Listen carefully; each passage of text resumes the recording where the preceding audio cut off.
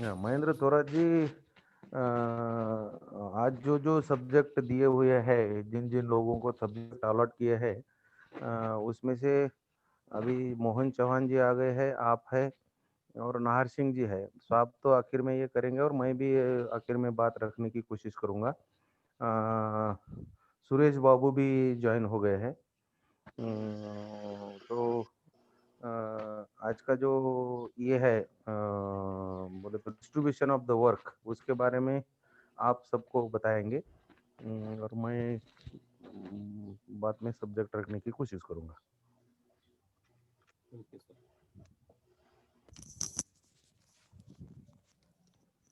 महेंद्र थोरात जी। हाँ sir, Jai Bhim sir कर रही हूँ। हम्म, ये मेरा था मेरा लाइक माइंडनेस था। डॉक्टर सुरेश बाबू इनका थिंकिंग था, थिंकिंग एंड एजुकेशन, और चौहान सर का मैं कॉमन कॉमन अंडरस्टैंडिंग। हाँ आपका कॉमन अंडरस्टैंडिंग, और मोहन चौहान सर का उन्हें ये नहीं था।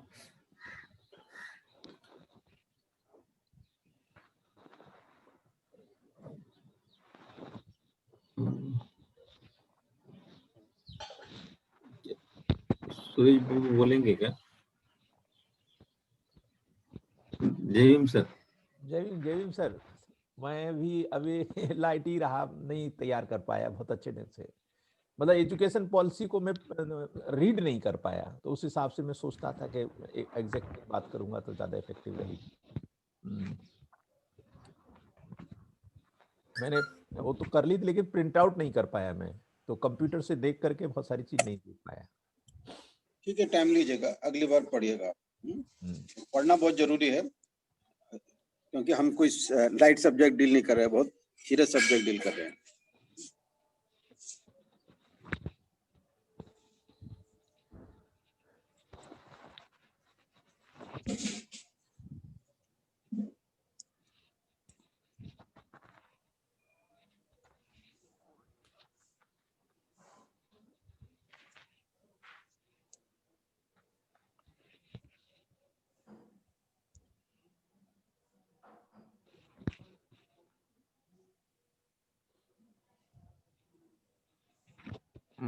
महेंद्र जी, अभी दूसरे मोहन चौहान जी कुछ बात करेंगे। मोहन चव्हाण सर, प्रिपरेशनला हे नाही मिळाला, त्याच्यामुळं मोहन चव्हाण सर हे ह्याच्यामध्ये असतील. हाँ सर। काय बोलू शकाल तुम्ही नॅशनल एज्युकेशन पॉलिसी? नाही आणि सर, हा एक महिना तरी नाही, कारण मी माझा फोटो प्रोजेक्ट आहे, त्याच्यामुळे थोडस. सर तुम्ही बोला, नंतर सर बोलतील. चालेल. तर आपण असं करूया, मी एक 10 मिनिटामध्ये माझं मंतव्य देतो मी, आणि त्याच्यानंतर आपण साहेबाला ऐकूया. सर हां. हो हो. तो साथियों, एजुकेशन पॉलिसी के बारे में जो अपन ने सोच रखा है, और जो इंडियन गवर्नमेंट अपने सामने ये 2020 की पॉलिसी लेके आई है, उसके अंदर लाइक माइंडेडनेस और कॉमन अंडरस्टैंडिंग, ये बातों के ऊपर जब अपन एजुकेशन के बारे में सोचते हैं, तो एजुकेशन से हमारे पास एजुकेशन के दो प्रकार यहाँ पे रूटेड है। एक एजुकेशन प्रकार है फॉर्मल एजुकेशन, और दूसरा है इनफॉर्मल एजुकेशन। अभी फॉर्मल एजुकेशन के अंदर जो हमारा स्कूल टीचिंग आता है, और उसके साथ साथ जो यूनिवर्सिटी टीचिंग आता है, ये फॉर्मल एजुकेशन आता है। ये फॉर्मल एजुकेशन के अंदर हमें गवर्नमेंट के इंस्टीट्यूट के तरफ से कुछ चीज़ें पढ़ाई जाती है, और वो चीज़ें पढ़ा देने के बाद एक सर्टिफिकेट हमको अलाउड किया जाता है कि भाई आप 10th पास हो गए हैं, आप 12th पास हो गए हैं, या आपने ये डिग्री ले लिए है, इसमें पीजी कर लिया है, इसमें पीएचडी कर लिया है। It is the formal education. और ये फॉर्मली आप लोग इसमें लायबल हो गए हैं करके आपको सर्टिफिकेट देकर डिक्लेयर कर दिया जाता है। और ये फॉर्मल एजुकेशन से हम आज की जो सोच है, ये जो इंडियन पॉलिसी मैकेले से लेकर आज तक जो चली है, ये पॉलिसी के अंदर एक सोच दिमाग में रखी गई है और वर्ल्ड में भी वैसी रखी जाती है, मगर वर्ल्ड के बारे में और इंडिया के बारे में एक अलग सी सोच ऐसी बनती है कि हम वर्ल्ड इंडिया के लोग ऐसे समझ लेते हैं कि भाई हमारा बच्चा डिग्री पास हो गया या 12th पास हो गया तो उसने वो नॉलेज कैप्चर कर लिया है। और फॉर्मल एजुकेशन में ऐसी बात होती है कि जो एजुकेशन हमारे सामने जो सिलेबस पुट किया जाता है, और तो वो सिलेबस पुट करने वाली जो सिलेबस मेकिंग बॉडी रहती है, जैसे हर स्टेट के अंदर सिलेबस मेकिंग के बोर्ड रहते हैं, वो बोर्ड के अंदर वो सिलेबस 12 तक सेटअप हुआ होता है। उसके बाद यूनिवर्सिटी रहती है, यूनिवर्सिटी अपना सिलेबस सेट करती है, उसके अंदर वो डिग्री देती है, पीजी देती है। और पीएचडी के अंदर फिर उसमें से एक छोटा सा तवज्जो निकाल के, छोटी सी बात निकाल के उसके ऊपर पीएचडी करने के बाद, पीएचडी के बारे में मैं भी पीएचडी हूँ, मेरे अंदर स्टूडेंट पीएचडी कर रहे हैं, मैंने रिसर्च प्रोजेक्ट भी किया है। मगर ये सब जो फॉर्मेलिटीज है, ये फॉर्मेलिटीज के अंदर उसको लिखने के प्राथमिक अवस्थाएं पीएचडी से मिलती है। प्राथमिक अवस्था में वो लिखने लायक बन गया, ऐसा उसको डिक्लेयर कर दिया जाता है। और उसने कुछ तो भी रिसर्च किया, रिसर्च मेथोडोलॉजी देखा, रिसर्च मेथोडोलॉजी के अंदर जो टूल्स दिए गए हैं, टूल्स उसको मालूम हुए। ये बातें एजुकेशन में से हमें मिलने के लिए हम आशा रखते हैं। और रही बात इनफॉर्मल एजुकेशन की, अभी इंडिया के अंदर इनफॉर्मल एजुकेशन जो है, तो इनका इनफॉर्मल एजुकेशन कौन चलाता है, इनफॉर्मल एजुकेशन चलता कैसे है? तो इनफॉर्मल एजुकेशन के अंदर इंडिया के अंदर जो other than the government institute, other than the private institute, they are the real religious institute and बहुत सारे अपने अपने संगठन है, वो संगठन जो इनफॉर्मल एजुकेशन चलाते हैं। जैसे कि मजहब के बारे में मजहबी संगठन जो है, वो मजहबी संगठन उनको मजहब के बारे में शिक्षाएं देती रहती है। उसके बारे में उसके बाद जो भी आरएसएस है, वो आरएसएस इनफॉर्मल एजुकेशन देते हुए वो उनकी वो जो विचारधारा है, विचारधारा वो बचपन से लेकर बूढ़ों तक वो विचारधारा के ऊपर कंटिन्यूस वो प्रबोधन करके, कंटिन्यूस उनको प्रचार प्रसार करके उनको अपडेट करते रहते हैं। दूसरी बात, उसी टाइम पे जो मार्क्सवादी कम्युनिस्ट पार्टीज है या मुस्लिम मूवमेंट्स है या बहुत सारे मूवमेंट्स है, उसके अंदर जैसे भी काशीराम साहब भी महानायक जी बामसेप इनफॉर्मल एजुकेशन के लिए चलाते थे।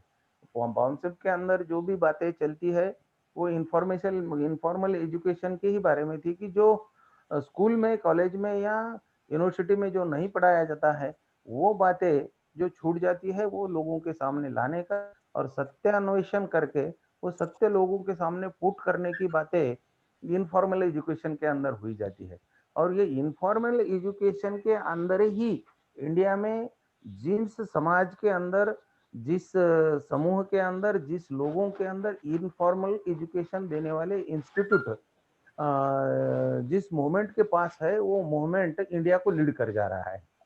और ये बातें हमारे जो पुरखे हैं, जैसे हम रामास्वामी से लेके महात्मा फुले से लेके बाबा साहेब और काशीराम तक आते हैं, तो इन लोगों ने झांक लिया था कि भाई ये जो कॉलेज का इंस्टीट्यूशनल एजुकेशन है, इनसे तो मिलती है बातें, इनसे फॉर्मल तो मिल जाता है, मगर जो इनफॉर्मल बातें है वो इन लोगों तक पहुंचाने के लिए हमें अलग से संगठन चलाना चाहिए। उसके लिए उन्होंने चलाना शुरू किया। और आज भी जो पीबीएस की के माध्यम से या मान्यवर काशीराम जी एम की एसओटी के माध्यम से हम जो आज हमारे लोगों को अपडेट करने की कोशिश कर रहे हैं, it is the informal activities.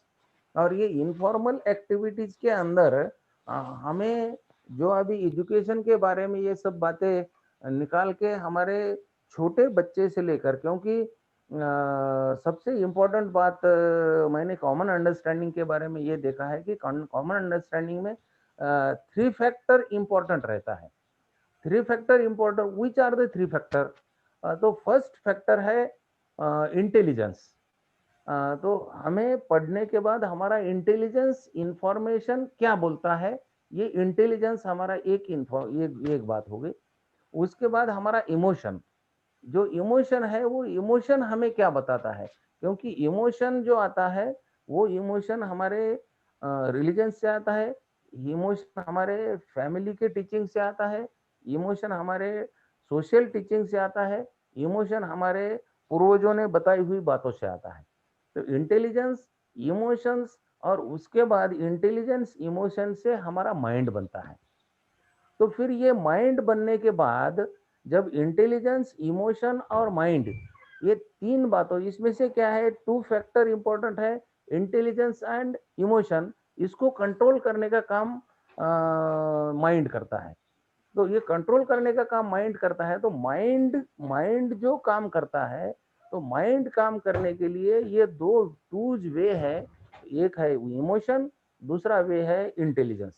अभी उस आदमी के पास तो नेचुरल इंटेलिजेंस मिलता है, नेचुरल, जैसे वो घर में बिहेव करता है, आजू बाजू के लोगों से पढ़ लेता है, इंफॉर्मेशन एजुकेशन मिल जाता है, मगर वो सब बातें उसके इंटेलिजेंस का प्रॉपर रूप नहीं ले पाती है। और उसके लिए, वो प्रॉपर रूप लेने के लिए हमें एजुकेशनल, फॉर्मल एजुकेशन के तरफ जाना पड़ता है। उसके लिए हमारे पास कितना भी ब्रिलियंट आदमी हो, मगर उसके पास डिग्री नहीं है, तो वो फॉर्मल इसमें नहीं जा पाएगा। उसके लिए ये इंटेलिजेंस जो है, ये इंटेलिजेंस हम किस तरह से लाते हैं, और वो इंटेलिजेंस ही हमें बताता है कि ये पत्थर है, ये सोना है, ये चांदी है, ये सूरज है, या और जो बातें हैं वो सब बातें हमें, जो साइंस है, वो पूरा साइंस, सोशल साइंस हो या मैनेजमेंट साइंस हो या और कोई साइंस हो, मटेरियल साइंस हो, ये सब साइंस की बातें सब चलती है, तो ये इंटेलिजेंस से चलती है। मगर जब जिंदगी का लाइफ जीने का है, तो लाइफ जीने के लिए ह्यूमन के अंदर इमोशन इंपॉर्टेंट रहता है, क्योंकि जब तक उसका इमोशन प्रॉपर नहीं होगा, उसके उन्होंने जो नॉलेज एक्सेप्ट किया है, वो नॉलेज उसको अगर विश्वास नहीं देता होगा, वो नॉलेज, वो जो जो रिलीजन्स या जो सिस्टम से वो लेता है, या जिस बातों को वो मानता है, जिस बातों में वो बिलीव करता है, वो बिलीव करने की जो बात है, वो बिलीव के अंदर उसका बिलीव तो रहता है, मगर वो बिलीव उसको कॉन्क्रीटली कुछ दे पाता है क्या, ये चेक करने के लिए ये दोनों बातें, इंटेलिजेंस और इमोशन, माइंड के पास जाते हैं। और माइंड को तय करना पड़ता है कि मैं क्या करूं, मुझे अभी जो बात हैंडल करने की है, वो बात मैं इमोशन से हैंडल करूं या वो बात मैं इंटेलिजेंस से हैंडल करूं। और फिर ये इमोशन और इंटेलिजेंस, इसकी अगर प्रॉपर स्टडी हो गई, इसके अंदर का ज्ञान प्रॉपर हो गया, ये दोनों इमोशन और इंटेलिजेंस का प्रॉपर उसको मालूमात हो गई, तो उसके अंदर इंक्लूडिंग द इंटेलिजेंस और इमोशन, उसके बाद जो बिलीफ पैदा होता है, वो बिलीफ के अंदर, उसके अंदर जो है, तो उसमें से डिजायर डेवलप होता है। क्योंकि मैं ज्ञानवान हूं, ये खाली हूं करके सर्टिफिकेट बताने से नहीं चलेगा। मैं ज्ञानवान हूं क्या, इसका इमोशन, ये भी तुमको, तुम्हारा आत्मविश्वास निर्माण होना चाहिए, सेल्फ स्टीम निर्माण होना चाहिए, सेल्फ रिस्पेक्ट निर्माण होना चाहिए। और self esteem, self respect, self, ये जो बातें हैं, ये बातें इमोशन से आती है, मगर वो इमोशन के पीछे इंटेलिजेंस भी उतना ताकतवर होना पड़ता है। और जब इमोशन के पीछे उतना इंटेलिजेंस ताकतवर होता है, तो वहीं से डिजायर पैदा होता है। और जब डिजायर पैदा होता है, तो डिजायर को अचीव करने के लिए, डिजायर को प्लान करने के लिए फिर डेयर की जरूरत होती है। और ये डेयर करने के लिए, डेयर तो ना इमोशन करता है, या डेयर को ना इंटेलिजेंस करता है, डेयर करने का काम तो माइंड के ऊपर है। तो उसके लिए ये एजुकेशन पॉलिसी के अंदर जो माइंड बिल्डिंग की बात है, वो माइंड बिल्डिंग की बात जो आनी चाहिए, वो नहीं दिख रही है। ये माइंड बिल्डिंग की बात, ये जो माइंड सेटअप करना चाहते हैं, ये माइंड कितना साल पुराना, उसके अंदर वो जो पढ़ाना चाहते हैं, या वो सब बातें, कल परसों मेरा बच्चा जब कॉमर्स का किताब पढ़ रहा था, तो कॉमर्स का किताब पढ़ने के समय उन्होंने सब वो जीएसटी और ईएसटी इसके बारे में सब, जीएसटी टैक्सेस वो सब पढ़ा था। वो बोल रहा था कि भाई सर पापा जी मैंने अभी तक पीजी किया, मगर पीजी में कई खाली थ्योरीज बताई जाती है, वो थ्योरी के अंदर जिसने वो थ्योरी पुट की है वो साइंटिस्ट का नाम बताया जाता है। मगर ये जो मैं अभी किताब लाया हूँ, ये किताब के अंदर जेटली का नाम बताया जा रहा है, इसके अंदर मोदी जी का नाम बताया जा रहा है। अरे ये इनका क्या उसमें कंट्रीब्यूशन है?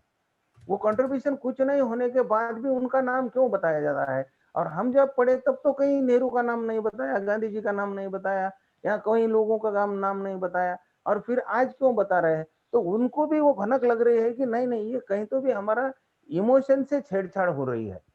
तो ये एजुकेशन के अंदर जो इमोशन से छेड़छाड़ होने जा रही है, वो इमोशन की छेड़छाड़ के बारे में हमें भी सोचना है कि ये जो एजुकेशन का सिलेबस बनेगा, सोशल साइंसेस का सिलेबस बनेगा, या कॉमर्स का सिलेबस बनेगा, या साइंस का सिलेबस बनेगा, वो साइंस का syllabus universal syllabus, versatile syllabus मिलेगा, या किसी रिलीजन को बढ़ावा देने के लिए सिलेबस? मैथमेटिक्स तो मिलेगा, मगर वैदिक मैथमेटिक्स मिलेगा या यूनिवर्सल मैथमेटिक्स मिलेगा? ये बातें हमें तय करना है। और उसके अंदर ये जब तक इंटेलिजेंस, इमोशन, ये दोनों को मिला के माइंड सेटअप नहीं बनता, तब तक कॉमन अंडरस्टैंडिंग बनने की चांसेस कुछ नहीं है। क्योंकि तुम्हारा इंटेलिजेंस एक बात बता रहा है, तुम्हारा इमोशन एक जगह जा रहा है। जब इमोशन और इंटेलिजेंस एक दूसरे के एंटी चल खड़े हैं, कि आपने पढ़ के आया है कि भाई ये पत्थर है करके आप पढ़ के आ रहे हैं, और उसी टाइम पे जाके आप पर उस पत्थर के ऊपर आप दूध चढ़ा रहे हो, तो दूध चढ़ाने की आपकी इमोशन है, और आपने साइंस में पढ़ा है ये पत्थर है, और पत्थर और दूध एक जगह कैसे लेके चलोगे, और माइंड का सेटअप कैसे होगा? फिर एट ए टाइम तुम दो जिंदगी जियोगे। एक जिंदगी इंटेलिजेंस तुमको अलग बताते रहेगा, तुम्हारा इमोशन अलग बताते रहेगा, उसके लिए तुम्हारा माइंड सेटअप नहीं होगा, और माइंड सेटअप नहीं होगा तो कॉमन अंडरस्टैंडिंग नहीं आएगी, और कॉमन अंडरस्टैंडिंग नहीं आएगी क्योंकि हर किसी का इमोशन अलग रहेगा, हर किसी का इंटेलिजेंस अलग रहेगा, और वो जिंदगी जीने के लिए उसका माइंड सेटअप करेक्ट नहीं होगा। उसके लिए हमें इस एजुकेशन पॉलिसी में ये माइंड सेटअप जो हमारा बनाना है, वो माइंड सेटअप जो है नेशनलिस्ट माइंड सेटअप बनाने के लिए नेशन के अंदर जो जो अच्छी बातें हुई है, हिस्ट्री उस दिशा से निकलनी चाहिए, हमारे साइंस उस दिशा से निकलना चाहिए, व्यापार उस दिशा से निकलना चाहिए। और ये सब बातें अगर हम उसके अंदर ला पाए तो हम कॉमन अंडरस्टैंडिंग के लिए जा पाएंगे। इतनी बातें इंट्रोडक्टरी में करके ठहरता हूँ। बाकी आगे और कोई बोलना चाहता है क्या, तो मैं उनसे बात करने के लिए कहूँगा। धन्यवाद सर जी। हेलो, कुछ जी। और कोई विचार व्यक्त करना चाहेंगे मोटे तौर पर?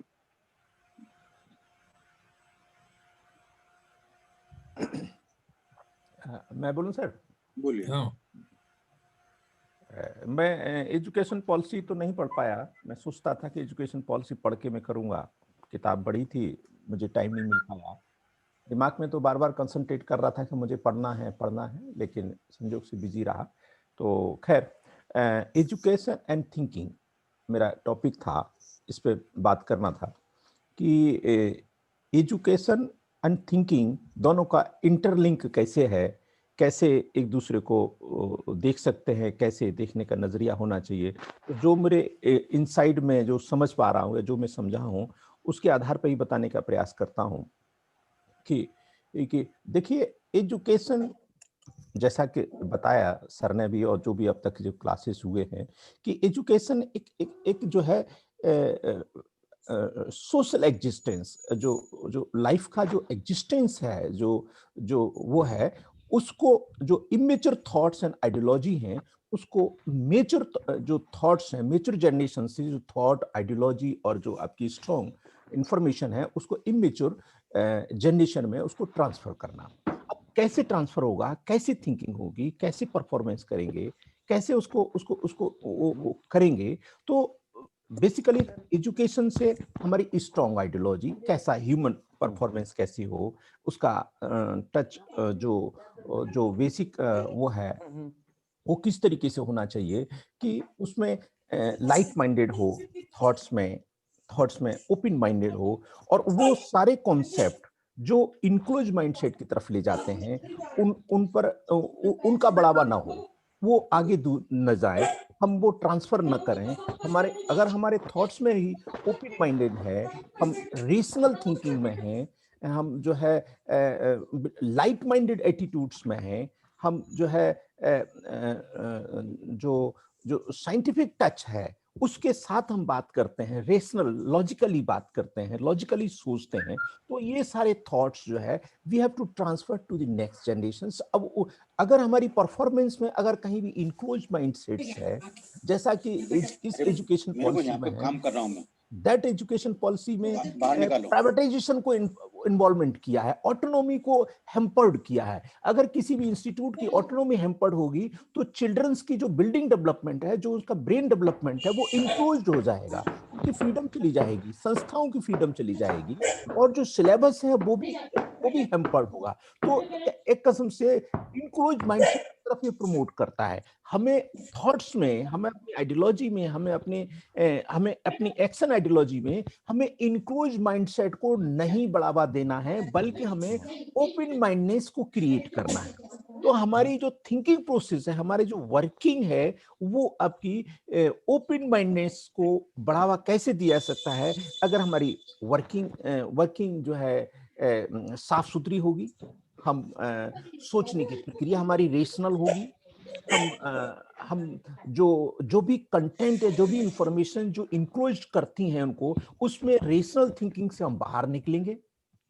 तो इस तरीके से हम जो है अगर अपने को रीडिजाइन करेंगे बार बार, और अपने को इंट्रोस्पेक्ट करेंगे, रेगुलर इंट्रोस्पेक्ट करेंगे, और हमें अपना टारगेट, अपना बहुजन समाज का जो लेवल है वो पता चलता रहेगा, तो as a intellectual continuous dedication के साथ हम जो इमेच्योर जनरेशन है, जो हमारे जो नीचे रह गए हैं, जिनको वो चीजें नहीं मिल पाई हैं, उनको वो चीजें इनफॉर्मल एजुकेशन के माध्यम से और फॉर्मल एजुकेशन के माध्यम से उसको ट्रांसफर करने का हम प्रयास करते रहेंगे। मेरे ख्याल से मुझे कहने में थोड़ा सा मतलब क्लियरिटी नहीं मिल पा रही है, तो मैं लंबी बात नहीं कह पाऊंगा। जय भीम सर। ओके साथियों, चौहान साहब सर और डॉक्टर सुरेश बाबू दोनों के विचार सुने। आज हमारे चेयरमैन और सेक्रेटरी दोनों ही अभी कॉलेज यूनिवर्सिटी टास्क पर जुड़े हुए हैं, इसलिए आज वो उपस्थित नहीं हो पाए, इसलिए आज हम पंडित चौहान जी आज चेयरमैनशिप कर रहे होंगे। तो चेयरमैन साहब, अगर आपकी इजाजत हो तो मैं बोलूं। यस बोलिए सर, बोलिए सर। Thank you sir. साथियों, मैं पिछले बार भी आप लोगों को गहराई से सुनता आ रहा हूँ, आज भी मैंने कम से कम इनफॉर्मल से ही लेकिन विचार आना तो शुरू हुआ। जो सोशल ट्रांसफॉर्मेशन मूवमेंट में इस दृष्टिकोण से विचार नहीं हो रहा था, वो विचार होने की शुरुआत हुई। यहाँ जो मोटे तौर पे फॉर्मल और इनफॉर्मल एजुकेशन और आज की एजुकेशन पॉलिसी, और इसके साथ साथ मैं एक वर्ड जोड़ दूं, social transformation movement. Social transformation movement, तो फिर इन सारे फॉर्मल हो या इनफॉर्मल एजुकेशन हो, हमारी एजुकेशन पॉलिसी हो या एजुकेशन सिस्टम इस समय जो सेंट्रल और स्टेट गवर्नमेंट द्वारा गवर्न हो रहा हो, उन सब के बारे में देखने का नजरिया थोड़ा सा बदलता है कि हम इसे कैसे देखें, क्योंकि हम सोशल ट्रांसफॉर्मेशन मूवमेंट के परिप्रेक्ष्य में देखने की कोशिश कर रहे हैं। अभी तक एक बहुत बड़ी चीज का अभाव था, वो अभाव था कि इस सोशल ट्रांसफॉर्मेशन मूवमेंट की एजुकेशन पॉलिसी क्या, एजुकेशन फिलॉसफी क्या हो। और all over India Ambedkarite movement की एजुकेशन फिलॉसफी डिसाइड ना होने की वजह से,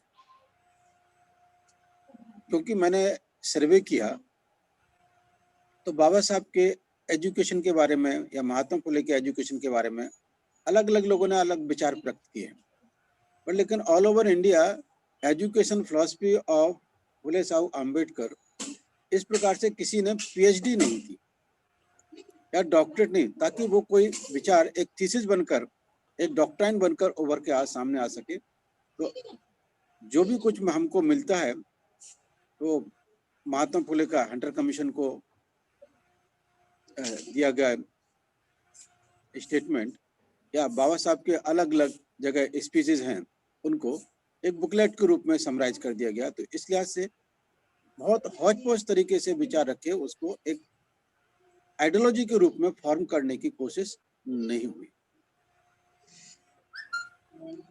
ये बहुत बड़ा टास्क सोशल ट्रांसफॉर्मेशन मूवमेंट में छूट गया।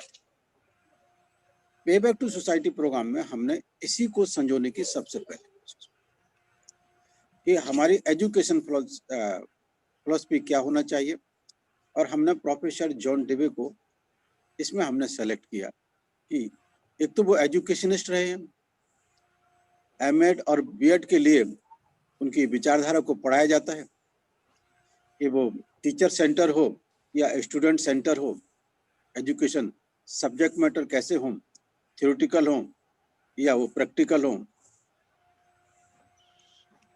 इन सारे सब्जेक्टों को प्रोफेसर जॉन डेवे ने झकझोरा है। और 20वीं शताब्दी के शुरू में ही, 19वीं शताब्दी के आखिर में 1890 के आसपास उन्होंने स्कूल लेबोरेटरी का प्रयोग किया था, और 99 के आसपास उन्होंने एक बुकलेट पर सोसाइटी स्कूल एंड सोसाइटी करके एक बुकलेट उन्होंने प्रकाशित की थी, और उनको पेरेंट्स को 3 लेक्चर उन्होंने जो डिलीवर किए कि भाई एजुकेशन किस प्रकार की होना चाहिए और आप अपने प्राइमरी के बच्चों को एजुकेशन किस प्रकार से देने जा रहे हैं। तो प्राइमरी सारा उनकी पत्नी ने मिलकर शुरू की थी। और शिकागो में भी जब यूनिवर्सिटी में वहाँ से ट्रांसफर होकर आए तो वहाँ पे भी उन्होंने लेबोरेटरी स्कूल चालू करने की कोशिश की, लेकिन कंजर्वेटिव एटीट्यूड के वजह से वो स्कूल वहाँ पे नहीं चले, तो उन्होंने वहाँ से रिजाइन भी कर दिया। फिर कहीं कोलंबिया यूनिवर्सिटी आए और वो जीवन भर लगभग उनका 50 साल का प्रयास केवल एजुकेशन फिलॉसफी को ही इस्टेब्लिश करने की कोशिश की, और डिफरेंट एस्पेक्ट पर उन्होंने दिया कि भाई इस सिस्टम में एक तो हमारा सोशल सिस्टम, पॉलिटिकल सिस्टम इस प्रकार का है, इसमें मनुष्य का जनन ग्रहण नहीं हो पाता। व्यक्ति किस प्रकार से इस 21वीं शताब्दी में, 20वीं शताब्दी में चैलेंज को फेस करेगा, तो वो किस प्रकार से कर पाएगा। इसलिए उन्होंने बिल्कुल अलग ढंग से एक एजुकेशन फिलॉसफी दी, जो सोशल ट्रांसफॉर्मेशन मूवमेंट के साथ सबसे ज्यादा न्यायप्रिय फिलॉसफी है। और बाबा साहब ने भी, मैं ताजुब किया, उन्होंने सब्जेक्ट वर्ड को किस प्रकार से, कि गांधी जी हमें सोचना नहीं सिखाते, वो संतों महापुरुषों को अनुकरण करने की बात करते हैं, हमें तो सोचना होगा, और वो सोचना थिंकिंग टेस्ट ऑफ एक्सपीरियंस पर खरी उतरना चाहिए, अनुभव की कसौटी पर वो खरी उतरना चाहिए। हम जो भी सोचें, जो भी हम ज्ञान प्राप्त करें, अनुभव की कसौटी पर खरा। एक ये बात बाबा साहब ने एनिलेशन ऑफ कास्ट में बोली, और उस बात को मैंने लिंक करके फिर जब डेमोक्रेसी एंड एजुकेशन का अभ्यास किया, तब हमारे को एक नया विजन आया कि बाबा साहब तो कुछ अलग ही बात कर रहे थे, अलग ही प्रकार से, और वो उनका संबंध प्रोफेसर जॉन डेवे से मिलता है। और भारत की जितनी भी सरकारें आई और गई हैं, इन्होंने मनुवादी एजुकेशन फिलॉसफी को एस्टेब्लिश या बनाए रखने के लिए इस महापुरुष की एजुकेशन फिलॉसफी को बड़े पैमाने पर नकारा है। मैं आपको एक बहुत महत्वपूर्ण सेंटेंस यूज कर रहा हूं कि जॉन डेवे के आउटलुक को एजुकेशन सिस्टम में बड़े पैमाने पर नकारा है। और जो प्रोफेसर एलन डोंगरे ने जो हमारे को सोचने के लिए 5 सब्जेक्ट दिए, doing, thinking, feeling, common understanding and like mindedness.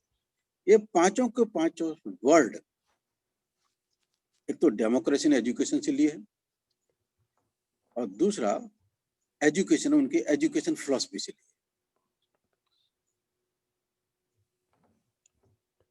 इतनी पृष्ठभूमि में आप लोगों के सामने रख के कि हम इस देश में अम्बेडकराइट मूवमेंट की एजुकेशन फिलॉसफी रिकंस्ट्रक्शन करने जा रहे हैं। एकेडमिया जहां सेंट्रल गवर्नमेंट की एजुकेशन फिलॉसफी का एनालिसिस करेगी, उसे एक्सप्लोर करेगी, एनालिसिस करेगी, उसकी अच्छाइयों बुराइयों को देखेगी, वहीं हम सोशल ट्रांसफॉर्मेशन मूवमेंट में अपनी एजुकेशन फिलॉसफी भी एस्टेब्लिश कर रहे हैं। ये बहुत बड़ा टास्क है हमारे साथ।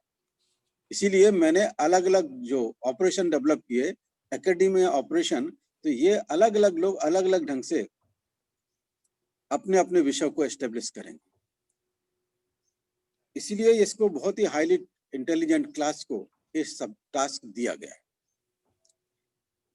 कि सोशल ट्रांसफॉर्मेशन मूवमेंट की एजुकेशन पॉलिसी के तहत सेंट्रल गवर्नमेंट की जो एजुकेशन पॉलिसी है हमारे लिए कितनी हानिकारक है और कितनी लाभदायक है, ये भी हमें मतलब देखने की जरूरत है।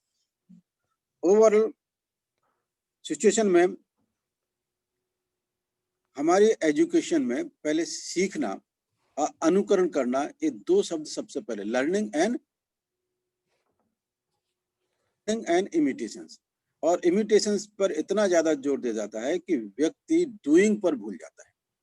जो हमारा 5 सब्जेक्ट में से पहला वर्ड है ना, डूइंग, वो हमारा बिल्कुल अलग चला जाता है। थिंकिंग तो हम लेते ही नहीं, एजुकेशन सिस्टम में इनकॉर्पोरेट नहीं है। तो पर फीलिंग का रिकंस्ट्रक्शन तो जिस तरह की जनन खन्ना अभी बताया, जैसे चौहान साहब ने, पंडित चौहान जी ने, कि उस तरह से बच्चों का टीचिंग से बिलीफ क्रिएट होने लगता है और बिलीफ उनकी डिजायर पर, एक्शन पर असर करता है। वो परंपरावादी बनते, निराशावादी बनते, ज्यादा कुछ क्रिएटिव नहीं हो पाते, या क्रिएटिव होने के लिए उन्हें चांस ही नहीं मिल पाता, वो सोच भी नहीं पाते, हेल्पलेसनेस ज्यादा आ जाती है। अब इस प्रकार की फॉर्मल एजुकेशन होगी तब तो भारत का भविष्य अंधकारमय है। और इसमें थोड़े से थोड़े लोगों को, 5-10% लोगों का विकास, ये नहीं, समृद्धि इतनी चरम सीमा पर होगी कि वो अमानवीय लगने लगती है। कोई बहुत ज्यादा बड़ा कैपिटलिस्ट होने जाता है तो एकदम ये सबसे बड़ा शोषण का करता रहता है। इसके पास संपत्ति इकट्ठी हो रही है, ये हम सारे लोगों को चूज कर इकट्ठी हो रही है। एक नया दृष्टिकोण, concentration of wealth become an antithesis of the Bahujan. ये एक अपने आप में, फिजिकल हेल्थ अगर कोई आदत संभालता है तो उस पर कोई बुरा नहीं मानता है। कोई ज्यादा डिग्रियां लेता है, कोई बुरा नहीं मानता है। लेकिन कंसंट्रेशन ऑफ वेल्थ जहां इकट्ठी होने लगती है, वहां आम समुदाय में एंटीथीसिस, एंटीडोट पैदा होने लगता है, स्वाभाविक है। और ये सिस्टम इसी प्रकार के सिस्टम को बढ़ावा दे रहा है। मेरे को ताज्जुब है कि आज वो सिस्टम का मनुवादी इंस्टीट्यूशनलाइजेशन करने लगे हैं, जिसमें मोदी, अटली, जेटली वगैरह कोई पढ़ाना शुरू कर दिया, आइडेंटिफाई करना शुरू कर दिया। और आने वाले समय में व्यक्ति पूजा बड़े पैमाने पर आना शुरू हो जाएगी। व्यक्ति पूजा हो गई तो मूर्ति पूजा भी आ जाएगी, मूर्ति पूजा आ गई तो देवी देवताओं की पूजा आ जाएगी। और पूरा का पूरा बहुजन समाज इस जंगल में फंसने की, फंस तो गया ही है और जटिल होता जाएगा, जिससे बाहर निकाल पाना फिर आम सोशल ट्रांसफॉर्मेशन मूवमेंट की बस की बात नहीं रहेगी। ये बहुत बड़ा चैलेंज हमारे सामने पैदा हो रहा है इस एजुकेशन सिस्टम से। एक बहुत बड़ा कि ये पर्सनैलिटी जो कहीं एजुकेशन फ्लॉस पर नहीं रहे, मोदी या जेटली जैसे लोग कोई एजुकेशन फ्लॉस पर नहीं थे, और वहाँ ना ही कॉमर्स के बड़े बड़े ज्ञाता हैं, थ्योरेटिशियन है। वर्ल्ड के अंदर ये तो नगण्य स्थिति में है ऐसी व्यक्तित्व वर्ल्ड के इंटेलेक्चुअल के सामने। अगर वो कॉमर्स का विद्यार्थी है तो जेटली कोई कॉमर्स के बहुत बड़े विद्वान नहीं थे, पर लेकिन उनको प्रोजेक्शन किया जाएगा, मोदी साहब को प्रोजेक्शन किया जाएगा।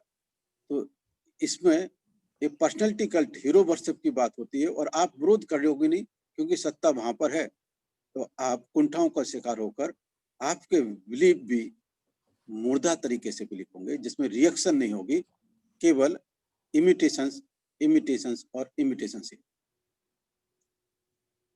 फीलिंग उसी प्रकार से निकलेगी। तो मैंने doing, feeling, thinking, feeling, common understanding का प्रश्न नहीं आता। और लाइक माइंडेड तो केवल एलाइट क्लास का जो केवल कंसंट्रेशन ऑफ वेल्थ जिनके पास होता जाए, मैं पर्टिकुलर बोला, concentration of wealth and concentration of creative knowledge.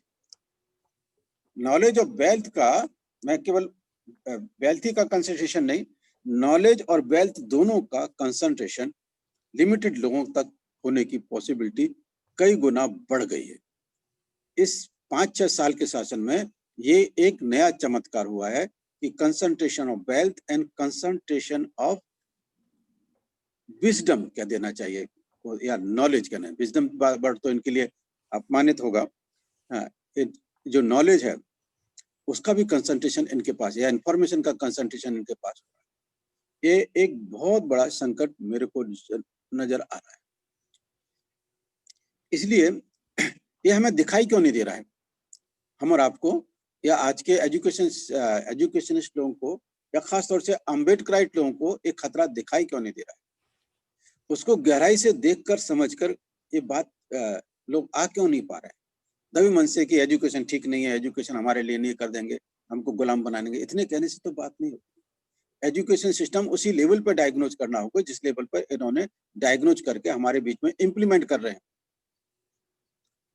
वो इसलिए हो रहा है कि अम्बेडकराइट मूवमेंट की कोई एजुकेशन फिलॉसफी एस्टेब्लिश नहीं हो पाई।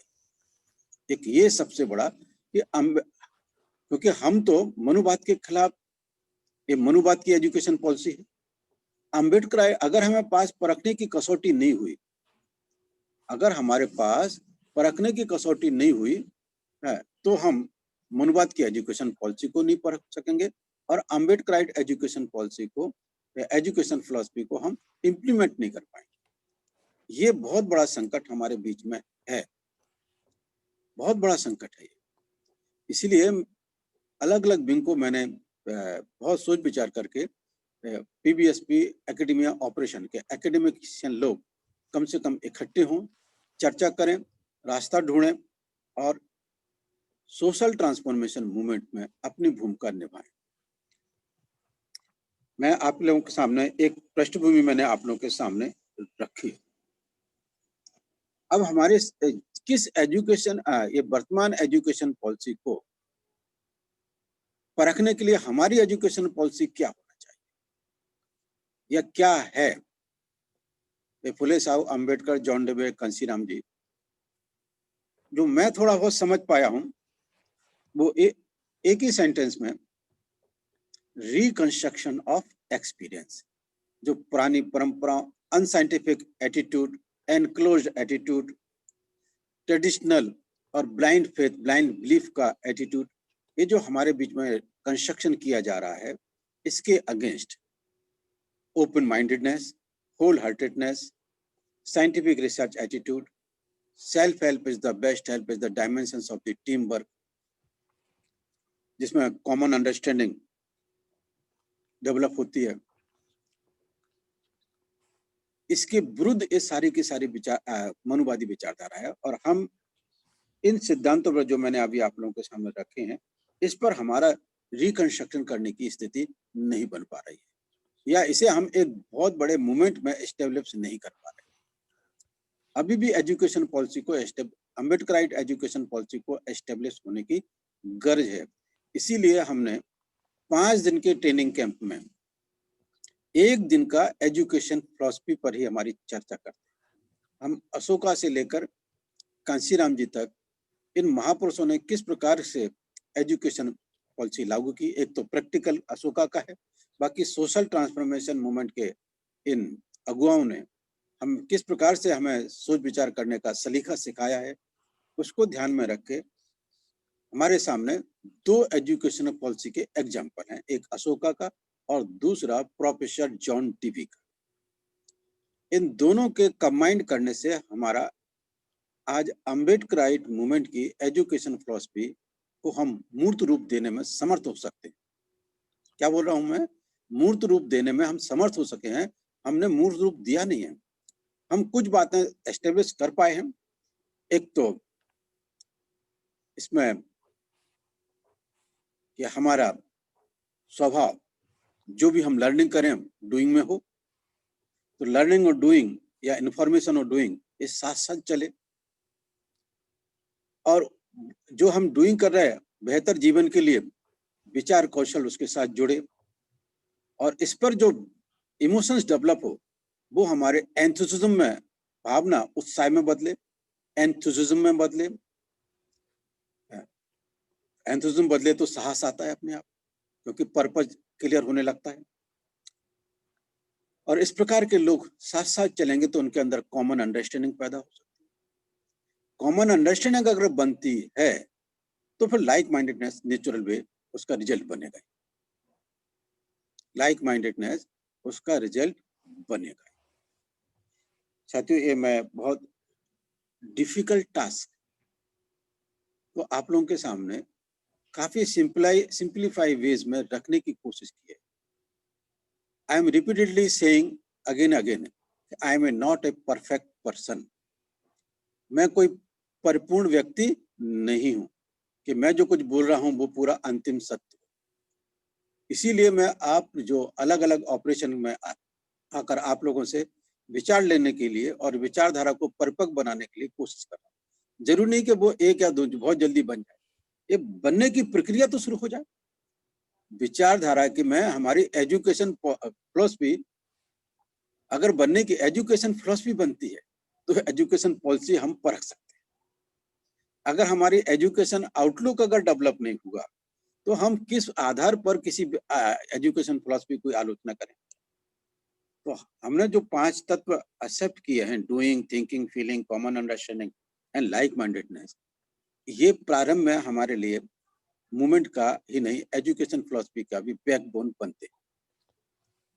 प्रोफेसर जॉन डेवी ने एजुकेशन फिलॉसफी को डिफाइन किया है, और वो डिफाइन उनके एक्सपीरियंस एंड एजुकेशन नाम की 1938 की छोटी सी बुकलेट में है, जो डेमोक्रेसी एंड एजुकेशन का एक्सटेंशन है। डेमोक्रेसी एंड एजुकेशन का एक्सटेंशन है एक्सपीरियंस एंड एजुकेशन, जो एक 1916 में प्रकाशित की थी बाबा साहब के समय में, और बाद में 1938 में वो बात प्रकाशित हुई, एक्सपीरियंस एंड एजुकेशन।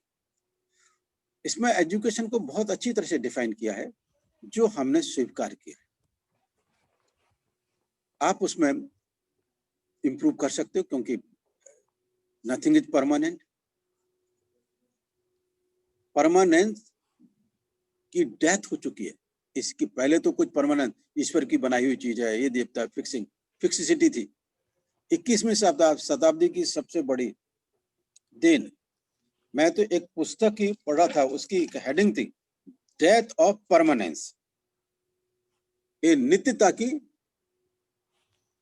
मृत्यु हो चुकी है। अब कुछ चीज नित्य नहीं है, हर चीज बदल रही है। चेंज, जो चेंज को हम स्वभाव नहीं मान रहे थे, कंटिन्यूअस चेंज इज द कुदरत का भी नियम है, ह्यूमन लाइफ का भी नियम है।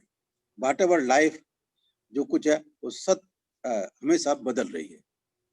तो परमानेंस, जिसे अनित्य सिद्धांत भी कहते हैं, अनित्यता जो नित्य नहीं है, मतलब बदलती रहती है।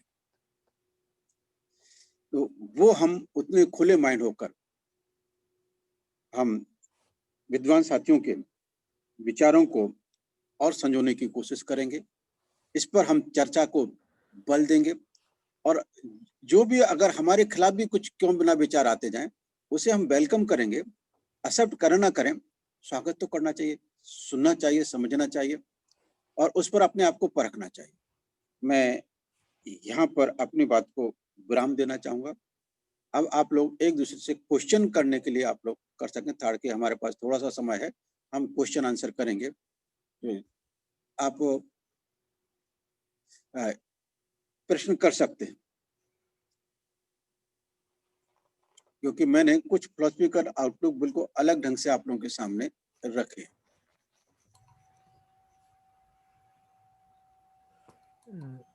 Anybody come forward?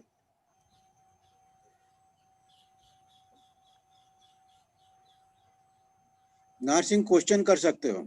जी सर, वो क्वेश्चन क्या सर, वो आज एजुकेशन का कंसेप्ट जो आपके दिमाग में था, जो मतलब हम लोगों को आपने आज गाइडलाइन किया है, ये तो कभी हमारे दिमाग में आया ही नहीं कि एजुकेशन, हमारे जो बहुजन मूवमेंट के लोग हैं जो ये तो कहते रहते हैं कि भाई ये हमें अच्छी शिक्षा नहीं दे रहे, अच्छी शिक्षा नहीं दे रहे। हमारे पास अच्छी शिक्षा का कोई कंसेप्ट ही नहीं है। कंसेप्ट है, उस पर हमारा कभी दिमाग ही नहीं गया कि हमारे पास अपना क्या कंसेप्ट है। तो ये जो चीज निकल करके आई है, तो अब हमारे पास एक बात समझ में आती है कि हमारी जो अपनी एजुकेशन, जो बहुजन ट्रांसफॉर्मेशन मूवमेंट की जो एजुकेशन पॉलिसी है, उससे रिलेटेड जो एजुकेशन पॉलिसी क्रिएट हो सकती है ना, उस पर भी हमको चिंतन और मंथन करना चाहिए और करना पड़ेगा। तब जाकर के हम इनकी एजुकेशन जो पॉलिसी है उसको चैलेंज कर पाएंगे। इस तरफ कभी दिमाग हमारा गया नहीं। तो आज एक नई चीज जो आपसे पता चली है, वो हमारे नई तो खैर नहीं है, लेकिन वो बात आपकी वही है, पर उधर कभी हमारा सोचने का दिमाग नहीं गया। हमारा कभी उधर हमारा दिमाग कभी गया ही नहीं कि हम इस तरफ भी सोच सकते हैं। तो ये जो चीज है वो बहुत महत्वपूर्ण है। और ऐसा मैं समझता हूं कि अगर इस पर हम लोग, ये प्रोफेसर लाइन के लोग क्या, सारे लोग इंटेलेक्चुअल लोग अगर इस तरफ सोच विचार करना शुरू करेंगे, तो इसका निश्चित रूप से एक बड़ा प्रभाव हो सकता है और इसका अच्छा एक जो है रिजल्ट आ सकता है। यही बात मैं कहना चाहता हूँ। मोहन चौहान जी कुछ बोलना चाहेंगे? सर मोहन चौहान जी अनम्यूट करें। हाँ सर। अनम्यूट करिए सर। नहीं सर, ये आज जो नया नजरिया मिला है सर, आज ये जिस ढंग से हमने सोचना चाहिए एजुकेशन के ऊपर, वो हम उस ढंग से सोच नहीं पा रहे थे, ऐसा मुझे लगता है। तो मुझे लगता है कि इस ढंग से हमने थोड़ा सा भले समय लगे, लेकिन इस ढंग से हमने सोचना चाहिए। ओके डॉक्टर आपने जो आज बाबू। डायरेक्शन दिया है, हमने आज सोचना चाहिए सर। Okay thank you. हाँ सुरेश सर। बाबू। जी सर, जो सर आपने बताया काफ़ी बहुत ही मतलब टच किया है इसको। लेकिन एजुकेशन जो कॉलेजेस में और स्कूल में जो फॉर्मल एजुकेशन दी जा रही है, जो दी जाने का प्लान किया है, वो हमारे बस में नहीं है कि हम उसको कुछ भी कर पाएँ। लेकिन हाँ, ये है कि हम नॉन फॉर्मल एजुकेशन के माध्यम से अपने लोगों के बीच में जाकर के अपनी कॉन्फ्रेंसेस और अपनी चर्चाओं और अपने उसके माध्यम से, जैसे पीबीएसपी के माध्यम से, कि जो चीज़ें हमको हैम्पर्ड कर रही हैं, जिन चीज़ों से हमारा विकास रुक रहा है अपने महापुरुषों के उसके उस कॉन्सेप्ट को हम जितना ज़्यादा दर फैला पाएंगे, तो हम इनकी एजुकेशन जो पॉलिसी है और जो चीज़ें हम दस्तावेज के रूप में ले आएंगे, उस पर धीरे से हम जो है उस पर असर कर पाएंगे। अन्यथा जो है तो हमें कहने का मतलब है कि हमें नॉन फॉर्मल एजुकेशन जो पीपल टू पीपल है, हम अपनी कम्युनिटी टू कम्युनिटी है, हमारे पूरा लार्ज स्केल पर हम जितना जो चीज़ें हमारे महापुरुषों ने दी, जो हमारे उसमें थी, और उन चीज़ों को हमारा किस चीज़ से हमारे समाज का रिफॉर्मिंग होगा, कौन सी एक्सपीरियंसेस को हमें ट्रांसफ़र करना है, कौन सी एक्सपीरियंसेस को हमें ज़्यादा बल देना है, जिससे कि हमारे बच्चों को, हमारी जनरेशन को और हमारे जो जो जो भागीदारी के मूवमेंट हैं वो आगे बढ़ सकें।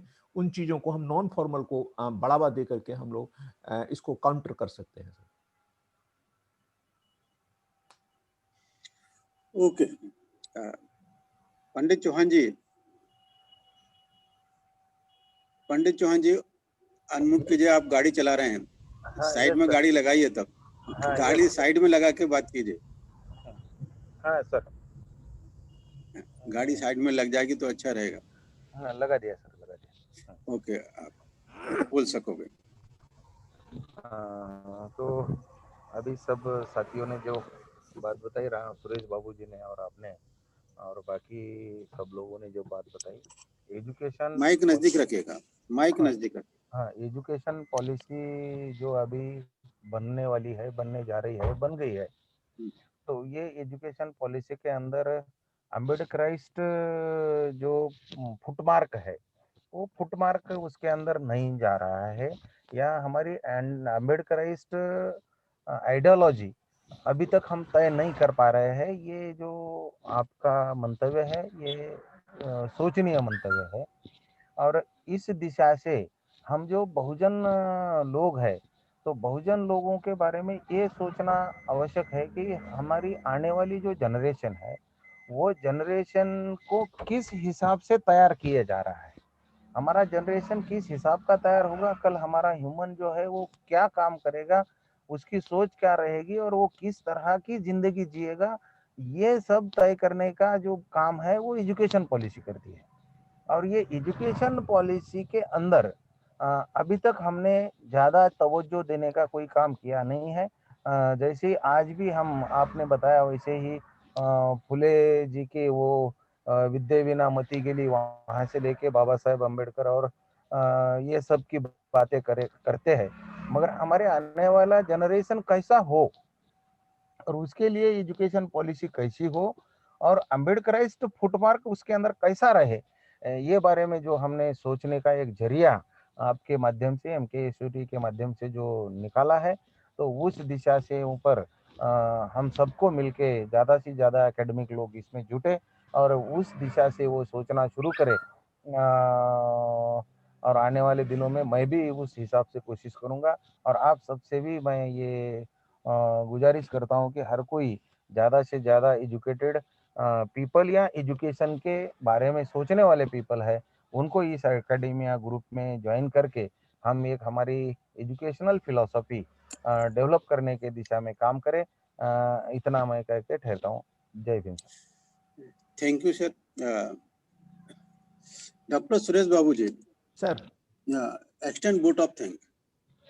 कल अगले बार हम इस पर बहुत गहराई से चर्चा करके आएंगे और मैं नाहर सिंह से बोलूंगा कि नाहर सिंह जी इस प्रकार का नोट अपने इंफॉर्मेशन उसमें डाल दीजिए कि लोग अभ्यास करके चर्चा करने के लिए उपस्थित हों अगले फ्राइडे को।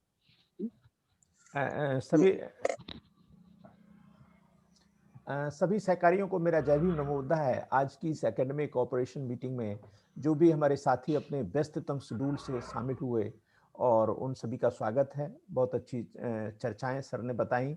एक नया कॉन्सेप्ट और नए तरीके के सोचने की प्रक्रिया हम लोगों के बीच में धीरे धीरे इनकॉर्पोरेट हो रही है और जिस गति से हमें बढ़ना चाहिए हम लोग उस गति से नहीं बढ़ पा रहे हैं, लेकिन फिर भी we are in progressive, we are in light minded. तो सभी लोग जुड़ेंगे और चीज़ों पर जो बहुत इंपॉर्टेंट टॉपिक है एजुकेशन पॉलिसी पर हम लोग कुछ चर्चाएं करके निकट भविष्य में निकालेंगे। तो जो भी लोग हमारे आए, हमारे सर ने जो भी चर्चाएं की, तो उसके लिए सभी का स्वागत है। और टाइम वैसा है तो हम लोग चाहेंगे कि सभी का स्वागत करते हुए जो है सब लोग अपनी ऑफिस में जाने का प्रयास करेंगे। मेरे ख्याल से सभी को जय भीम और धन्यवाद सभी लोगों ने इसको ज्वाइन किया। Thank you sir. Thank you. Over to north. Thank you sir, thank you, धन्यवाद सर। जय भीम।